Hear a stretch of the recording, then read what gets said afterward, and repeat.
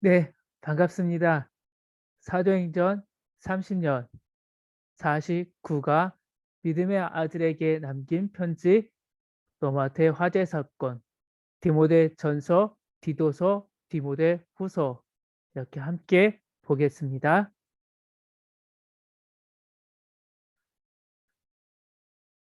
네, 바울이 쓴 옥중서신에 이어 믿음의 아들에게 남긴 편지 세 편이 이어집니다. 바울은 평생 결혼도 하지 않고 복음 전도에 일생을 바친 전도인이었습니다. 그런 바울이 믿음의 아들 디모데와 디도에게 편지를 남깁니다.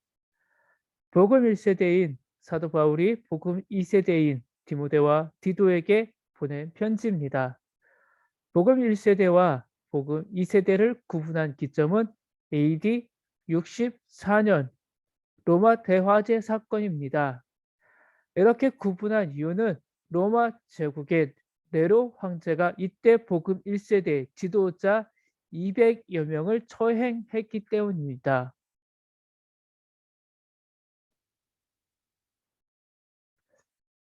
복음 1세대와 복음 2세대. 예. 복음 1세대 십자가 사건부터 로마 대화재 사건 전까지 복음을 전했던 그리스도인입니다. 복음 2세대 복음 1세대로부터 복음을 전해받은 다음 세대를 이끌 젊은 세대들입니다. 이때가 로마 대화제 사건 이후 사도 요한이 반모섬에 머물렀던 기간 동안 복음을 전했던 그리스도인들입니다.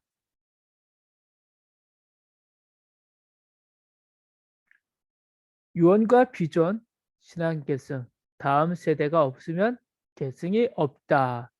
구약과 신약, 예, 다음 세대들입니다. 모세 시대, 아, 출애굽 세대와 만나 세대를 나누는 것은 가나안 입성을 위한 요단강 도하입니다. 그리고 바울 복음 2세대를 향한 신앙 계승, 복음 1세대, 복음 2세대 나누는 것은 AD 64년 로마 대화재 사건이 기준입니다. 어, 출애굽 세대의 하나님 경험이 만나 세대로 이어지고 모세의 교육으로 만나 세대의 신앙은 더욱 튼튼히 계승되었습니다. 출애굽 세대는 출애굽하여 시내산에서 제사장 나라를 학습한 세대입니다. 만나 세대는 모세에게 제사장 나라를 배운 세대입니다. 신명기 말씀을 보면 우리가 확실히 알 수 있습니다. 제2세대 만나 세대에게 하나님의 말씀, 제사장 나라에 대해서 계속해서 강하게 모세가 이야기합니다. 하나님이 주신 제사장 나라의 내용을 그대로 반복하는 것입니다.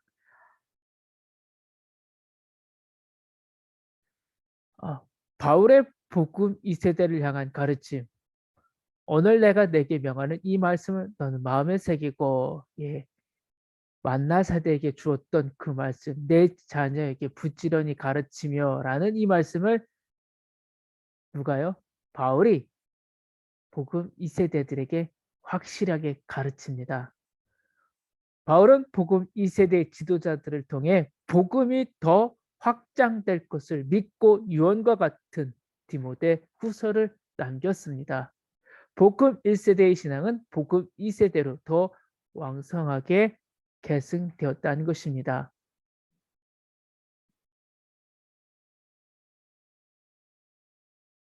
네. 복음 2세대를 위한 디모데와 디도에게 보내는 바울의 편지. 가르치라.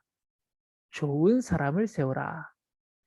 그리고 복음 2세대와 끝까지 함께하는 사도 요한. 복음 1세대 사도 요한은 살아남아 복음 2세대를 도왔습니다. 반모섬에 유배되었지만 편지와 계시록을 통해 로마 제국의 초기 박해 속에서 복음 2세대를 도왔습니다.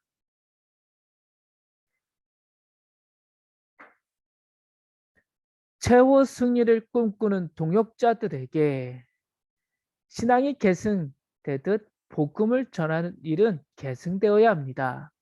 유대인의 방해와 로마 제국의 지독한 박해도 신앙과 함께 복음이 계승되는 것은 결코 막을 수 없기 때문입니다.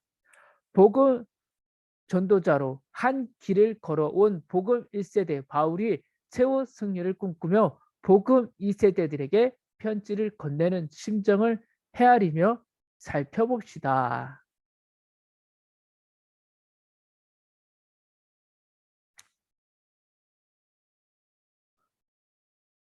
바울은 1차 전도 여행 중에 바나바와 함께 루스드라라는 곳에서 복음을 전하다가 너무 심하게 돌에 맞아 사람들이 죽었다고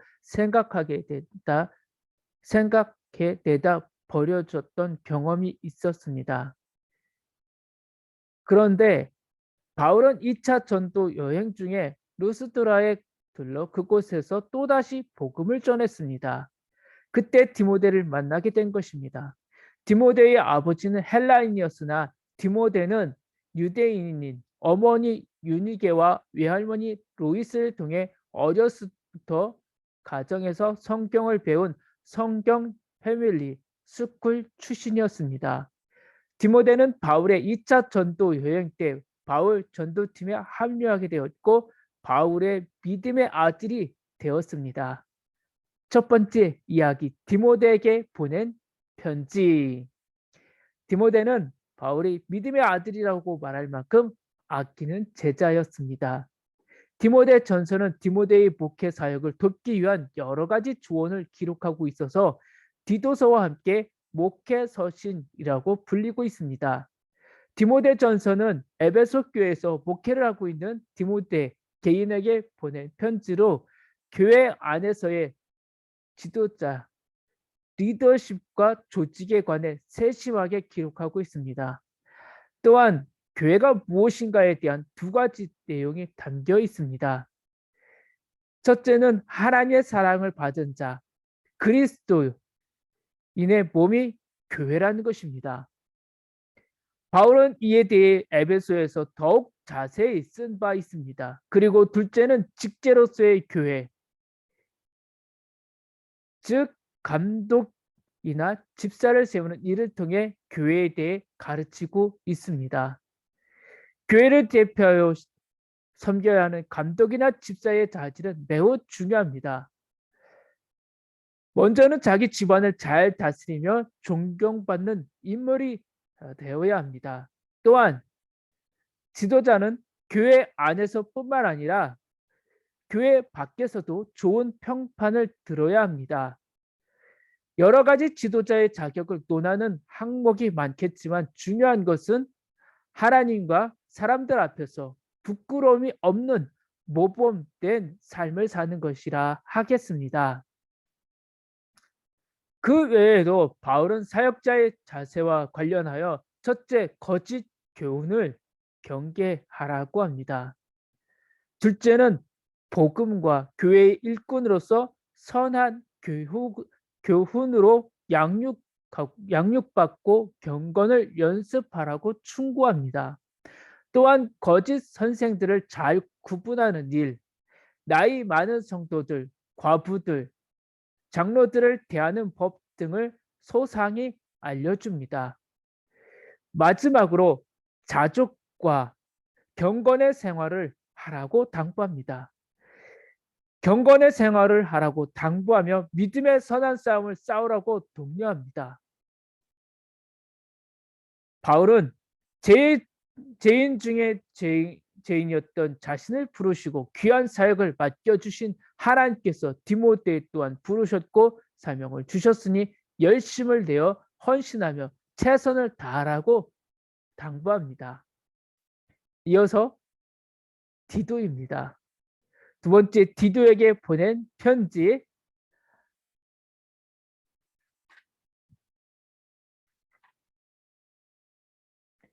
디도 또한 디모데와 함께 바울의 믿음의 아들이었습니다. 당시 디도는 숨 쉬는 것 외에는 모든 거짓말을 하는 사람들이 사는 섬이라고 소문이 나 있던 그레데 섬, 크레타 섬에서 목회를 하고 있었습니다. 디도는 이방인인 헬라인으로서 그리스도인이 된 사람입니다. 디도는 바울의 편지를 들고 고린도 교회를 가기도 했고 예루살렘 교회에 보낼 구제 헌금을 모으는 일을 행하기 위해 고린도 교회에 갔던 바울의 신뢰를 받는 제자였습니다. 디도는 바울과 함께 그레데에서 복음을 전하다 그곳에 남아 사역을 하고 있었던 것입니다. 디도서는 그레데에서 사역을 하고 있는 디도에게 바울이 아버지의 마음으로 편지를 써서 두기고 편에 보낸 편지입니다. 바울은 여러 교회에게 많은 편지를 써서 보냈는데 특히 어려움에 처해 있거나 문제가 생겨 흔들리고 있는 교회에 더욱 마음을 다해 편지를 써 보냈습니다. 복음의 2세대의 젊은 지도자 디도에게 쓴 편지. 디도서는 흔들리고 있는 그레데 지역의 교회 공동체를 안정시키라는 특명을 전하고 있습니다. 먼저 그레데인들이 사이에 팽팽했던 도덕적 타락을 아는 바울은 이 편지에서 그리스도인들의 의 필요성을 강조합니다. 거짓 선생들, 특히 할례당들이 헛된 말을 하며 사람들을 속였기 때문입니다.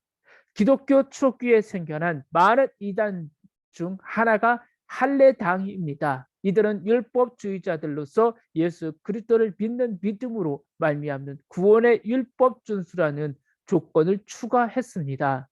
이런 주장은 예수 그리스도의 십자가의 은혜가 구원을 이루기에 부족하다는 주장입니다. 바울은 이런 자들을 일컬어 허탄한 이야기를 하는 자들이요 진리를 배반하는 자들이며 입으로는 하나님을 시인하나 행위로는 부인하는 가증한 자들이라고 말합니다. 그들의 거짓 가르침을 패하고 교회를 바로 세우기 위해 바울은 목회자인 디도가 범사에 내 자신이 선한 일에 본을 보이며 교훈에 부패하지 아니함과 단정함과 책망할 것이 없는 바른 말을 하게 하라. 이는 대적하는 자로 하여금 부끄러워 우리를 악하다 할 것이 없게 해야 한다고 충고합니다. 또한 바울이 전하는 가르침의 핵심은 관용과 온유였습니다. 그가 보기에 고린도 교회가 그러했듯이 그레데 교회 역시 서로를 존중받아야 할 인격체로 받아들이는 관용이 필요했습니다. 이는 지도자에게도 중요한 덕목이지만 개개인에게도 더없이 필요한 덕목입니다. 바울은 지금 로마 감옥에 잠시 풀려나 전도 여행 중입니다. 세나와 아볼로로 하여금 고린도에서 출발하여 그레데를 지나는 여행길에 이 편지를 전하도록 한 것 같습니다. 바울은 그의 겨울을 니고볼리에서 보낼 계획이었고 이듬해 봄에 니고볼리를 떠나 서바나로 떠날 계획이어서 든든한 동역자인 디도와 동행하길 원했던 것 같습니다. 크레타 섬, 그레데 섬이라고 하는 이 섬에 대해서 잠시 후에 보도록 하겠습니다. 예, 그레데 섬은 지중해 동부 에게해 남단에 있는 섬으로 서양 문명의 시작이라고 알려져 있는 그리스 문명을 키운 미노아 문명의 발생지입니다. 그레데 섬은 BC 3000년경 미노스의 통치 아래에서 청동기 시대의 문화인 크레타 문명을 꽃피웠고 BC 2000년경에는 이미 석조 건물을 짓고 그리스도로부터 조공을 받는 실로 대단한 도시 국가였습니다. 그런데 그 이후 그레데 섬은 그리스의 침공과 대지진으로 쇠락해져 그리스의 조공을 바치는 나라가 되자 과거의 영광만을 그리워하는 나라가 됩니다. 그레데 섬 사람들이 거짓말쟁이로 소문이 난 것은 과거 그들의 찬란했던 문명을 사람들이 믿어주지 않았기 때문입니다. 바울은 그러한 그레데 섬에 디도가 목회자로 적임자라고 생각해 디도를 그곳에 보냈던 것입니다. 크레타 섬, 우리에게 주는 것은 무엇이겠습니까? 과거를 계속해서 회상하는 것이 아니라 우리는 앞으로 전진해야 합니다. 주님이 주시는 지금의 은혜를 앞으로 주실 은혜를 바라보면서 가야 한다는 것입니다. 코로나 전과 후가 다른 신앙인이 되셔야 합니다. 과거에 받았던 것은 이제 끝입니다. 이제 우리의 인생 하나님께서 다시 주실 은혜를 우리는 생각하면서 더 열심히 신앙생활 하셔야 합니다.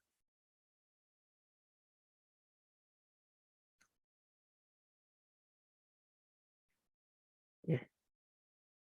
로마 대역 화재 사건의 이야기입니다. AD 64년 로마 대화재 사건은 사도행전 30년과 공동서신 9건을 나누는 분수령이 됩니다. 로마 대화재 사건 이전까지는 유대인들이 기독교와 복음 전파를 방해하고 괴롭혔다면 이후부터는 로마 제국의 박해가 기독교를 말살하려 했습니다.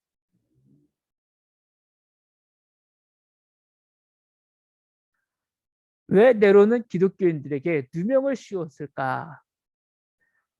바울은 로마 감옥에서 2년 동안 황제 재판을 기다리다가 잠시 자유를 얻게 됩니다.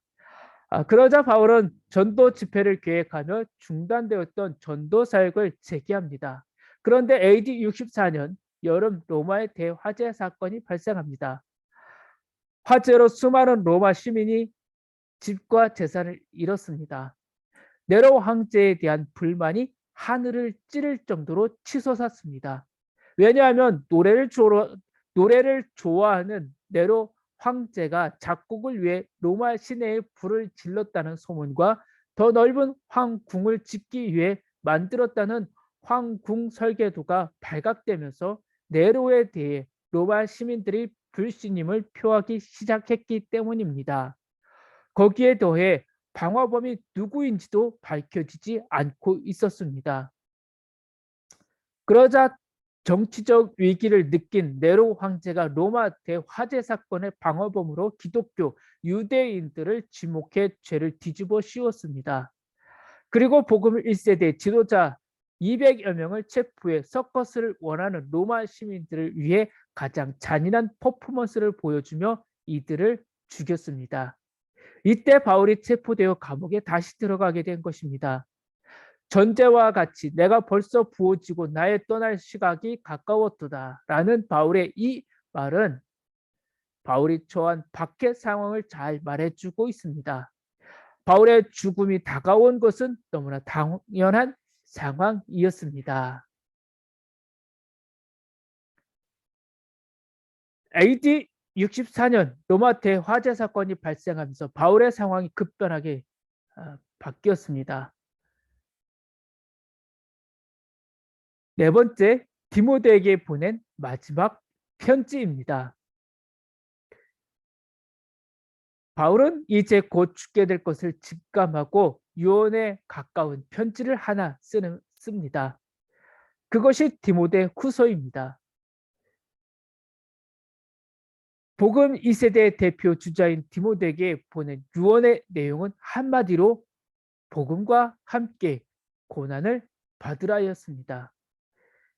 복음과 고난, 이것은 뗄 수 없는 관계입니다. 그런데 보통 사람들은 복음과 함께 고난을 받으라고 하면 고난이 싫어서 복음까지 던져버립니다.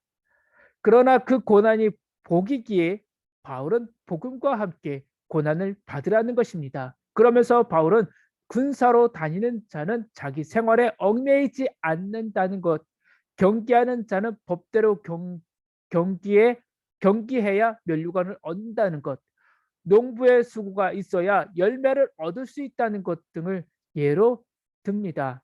바울에게 디모데와 디도는 아들이나 다름없었습니다. 이들에게 고생시키고 싶은 아버지는 없을 것입니다. 바울이 육신의 부모가 아니라서 디모데에게 고난을 권한 것이 아닙니다. 그는 영적 아들이 진정한 기쁨의 길을 걸어갈 수 있도록 조언하는 진정한 아버지였습니다. 바울은 그동안 수많은 고난과 함께한 날들을 통해 연단을 받았고 이제 디모데에게 그 삶의 방식을 가르치고 있는 것입니다. 너는 말씀을 전파하라. 때를 얻든지 못 얻든지 항상 힘쓰라.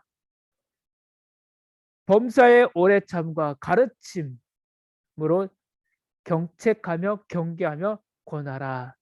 디모데 후서 4장 2절 말씀입니다.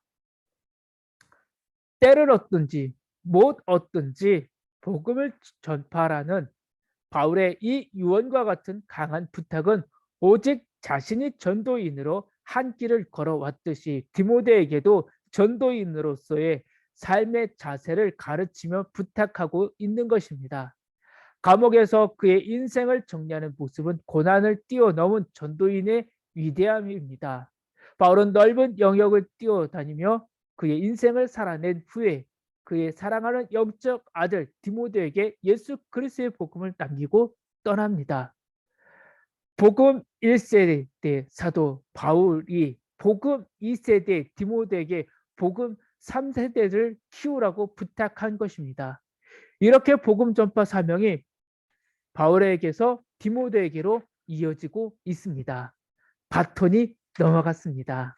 이제 누가 그리고 디모데, 디도 이런 복음의 2세들 그리고 우리들이 이제 복음을 전할 시대입니다. 디모데 전서, 디도서, 디모데 후서. 바울은 언제나 순교와 가까운 곳에서 죽음을 무릅쓰고 복음 전도인의 사명을 감당해 왔습니다. 바울의 죽음의 위협 가운데에도 그렇게 쉬지 않고 복음 전도에 열정을 바친 것은 준비된 면류관을 사모했기 때문입니다. 그러다 마침내 바울이 로마에서 죽음을 직감하게 됩니다. 바울은 죽음을 앞두고 믿음의 아들 디모데에게 유언으로 복음과 함께 고난을 받으라고 전했습니다. 이는 선한 싸움을 다 마치고 면류관을 받으러 가는 전도인이 목숨과 같은 아들에게 할 수 있는 최고의 유언이었습니다. 바울의 죽음을 앞두고 믿음의 아들인 디모데에게 남긴 비전이 되는 유언은 바로 복음과 함께 고난을 받으라입니다. 이 말씀은 오늘 우리에게도 들려주시는 하나님의 말씀입니다. 복음을 위해 기꺼이 고난을 받을 준비가 되어 있는 그리스도인이 되기를 소망합니다. 성경에는 하나님의 법, 하나님의 국률, 하나님의 기적이 들어 있습니다. 성경 말씀을 통하여 믿음이 튼튼한 밑바탕 위에 세워지고 하나님의 풍성하신 복과 은혜가 넘치는 믿음 생활이 되길 소망합니다. 성경 한 권이면 충분합니다. 감사합니다. 수고하셨습니다.